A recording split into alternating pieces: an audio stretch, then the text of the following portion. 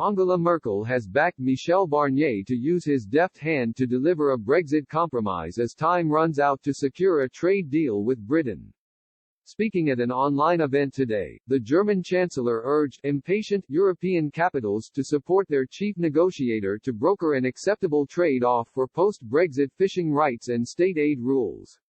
The veteran leader also empathized European Commission Chief Ursula von der Leyen's growing influence as Berlin's dealmaker in the wrangling over a future EU-UK trade and security deal. Mrs. Merkel hinted her former defense minister's intervention would help deliver a positive conclusion in the talks. The Chancellor said, Michel Barnier has been negotiating and Ursula von der Leyen has been increasingly involved in the negotiating process, so we do hope that we'll get a positive conclusion to this. Some member states are now becoming impatient.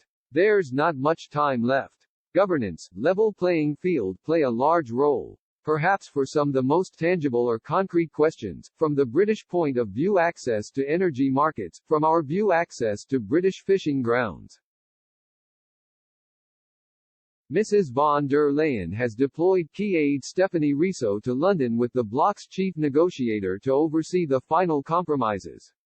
Ms. Riso was an influential member of Mr. Barnier's team during the Brexit divorce talks before being scooped up to become one Commission's most senior advisors.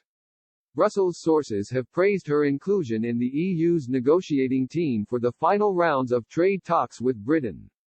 They see Ms. Riso as a trusted dealmaker with the backing of Mrs. Merkel and other influential leaders across the bloc. Mrs. Merkel said failing to secure a Brexit trade deal would be a poor example for both Brussels and Britain.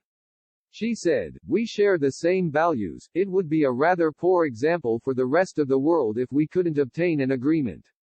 People are calling more and more energetically for contingency measures. I'd like to wait as long as possible before we introduce contingency measures.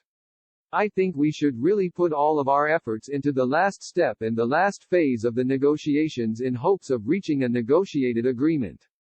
The European Commission is under pressure from member states, led by France, Belgium and the Netherlands, to draw up plans to maintain vital rail, road and air transport links with Britain if an agreement isn't in place before the end of the year.